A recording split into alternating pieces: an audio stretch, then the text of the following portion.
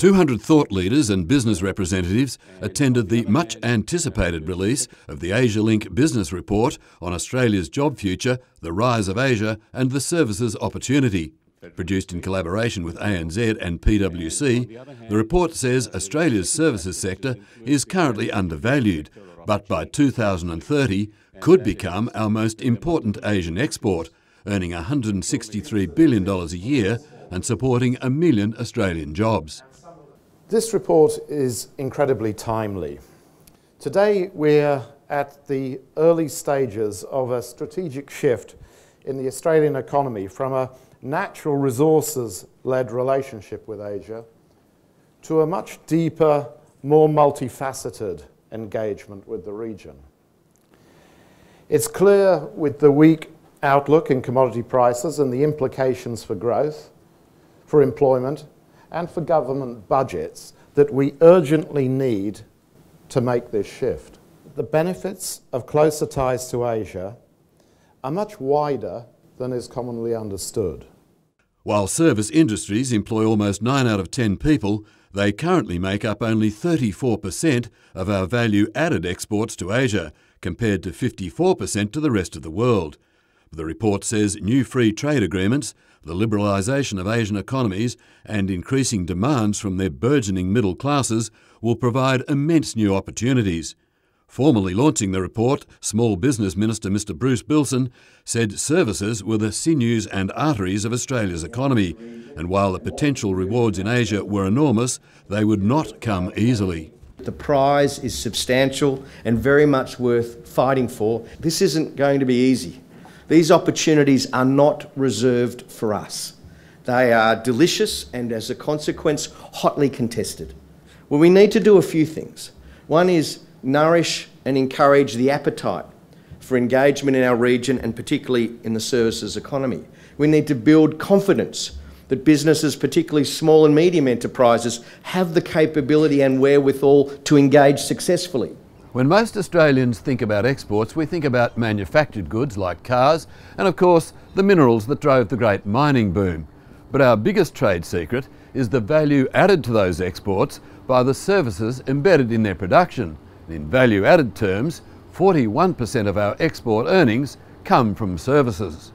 The report says that in 2013, direct and value-added export services earned $112 billion and supported 1.1 million jobs.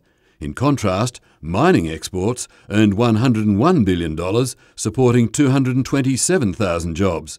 The report also estimates sales by Australian affiliates in Asia could grow from $14 billion in 2013 to $78 billion by 2030. That the services sector is Australia's biggest export earner in value-added terms is simply remarkable, and a fact that does not receive due public recognition. This is a huge opportunity, but as many in the room today well understand, it is not without its challenges.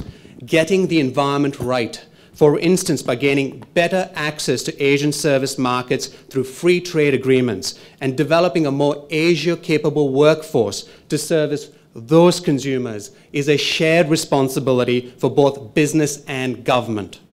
But while free trade agreements and liberal markets are central to our service exports, they carry risks as well as opportunities. You know, those free trade agreements are actually reciprocal agreements. So I think it's a very important point to remember that within Asia, there are some really significant companies that are developing. They have enormous scale, very, very well capitalised, exceptionally good brands in their own country. And they will be coming to Australia and they will look at our market as an attractive market.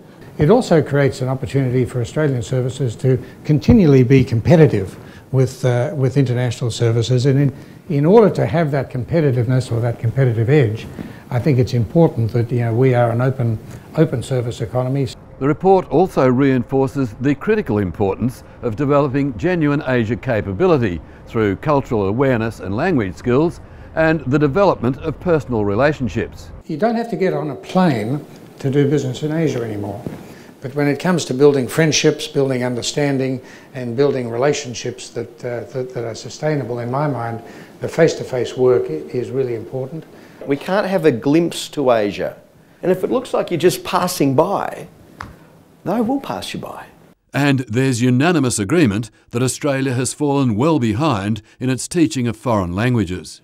If you look at the number of students who are studying Asian languages in our schools, it's hopeless. Are Asia capabilities undervalued in Australian business? I think it's highly undervalued. It's actually something that's very difficult to measure, but I think anecdotally there have been studies done that suggest that, for example, Asian Australians are progressing to the higher levels of management within Australian companies. And also I know anecdotally that it's very difficult for Australians returning from long periods in Asia, having had great experience and great things to add, to actually then come back into a role in Australia. I mean, if we're to be our best selves as individuals, as businesses, we all need to lift our game.